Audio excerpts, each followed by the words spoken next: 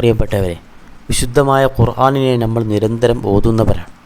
വിശുദ്ധമായ ഖുർആൻ ഇങ്ങനെ ഓതുന്നത് നമുക്ക് പാരായണത്തിൻ്റെ പുണ്യം കിട്ടാൻ വേണ്ടിയിട്ട് മാത്രമല്ല. വിശുദ്ധ ഖുർആനിൽ അള്ളാഹ് പറയുന്നു, ഫത്തബിഊഹു ഹാദാ കിതാബുൻ അൻസൽനാഹു മുബാറക് ഫത്തബിഊഹു. ഇത് വിശുദ്ധമായ രൂപത്തിൽ, ബറക്കത്ത് ലഭിക്കുന്ന രൂപത്തിൽ ഞാൻ അവതരിച്ച ഒരു ഗ്രന്ഥമാണ്. അതുകൊണ്ട് തന്നെ ഫത്തബിഊഹു, നിങ്ങൾ ആ ഖുർആനിൽ പറയുന്നത് ജീവിതത്തിൽ നടപ്പാക്കണേ.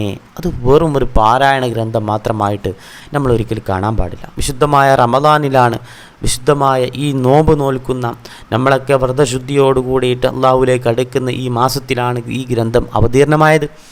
ഈ ഗ്രന്ഥം വായിച്ചുകൊണ്ട് പാരായണം ചെയ്തുകൊണ്ട് നമ്മുടെ ജീവിതത്തിൽ മാറ്റങ്ങളില്ലെങ്കിൽ നമ്മൾ ആ ഖുർആനെ ഇത്തിബാ ചെയ്തവരുടെ കൂട്ടത്തിൽ പെടൂല.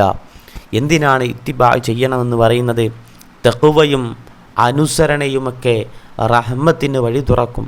ആ റഹ്മത്ത് കിട്ടാൻ വേണ്ടിയിട്ടാണ് അള്ളാഹു ചേർത്തി പറയുന്നുണ്ട്, ഫത്തബിഊഹു വത്തഖൂ ലഅല്ലക്കും തുർഹമൂൻ. നിങ്ങളോട് കാരുണ്യം റബ്ബിൻ്റെ ഭാഗത്തു നിന്ന് വേണമെങ്കിൽ നിങ്ങൾ ആ ഖുർആനിനെ കൃത്യമായിട്ട് ഫോളോ അപ്പ് ചെയ്യണം. ആ ഖുർആനിലുള്ളത് ജീവിതത്തിൽ നടപ്പാക്കണം. തഖ്വ അതുമൂലം ലഭിക്കും. ആ തഖ്വ ലഭിക്കുമ്പോൾ വിശുദ്ധ ഖുർആനിനോടുള്ള ഇത്തിബാഉം കൂടി ഉണ്ടെങ്കിൽ കൃത്യമായിട്ട് നമുക്ക് ആഖിറത്തിൽ വിജയിക്കാൻ പറ്റും. നമ്മുടെ മനസ്സ്, നമ്മുടെ കറുത്തുപോയ നമ്മുടെ മനസ്സ് വെളുത്തു സുന്ദരനാകും. ആ സുന്ദരമാകുന്ന മനസ്സോട് കൂടിയിട്ട് അല്ലാഹുവിനെ മനസ്സിലാക്കാനും അവനിലേക്ക് അടുക്കാനും വൽ ആഖിബത്തു ലിൽ മുത്തഖീൻ, തഖ്വയുള്ളവർക്കാണ് അന്തിമ വിജയം.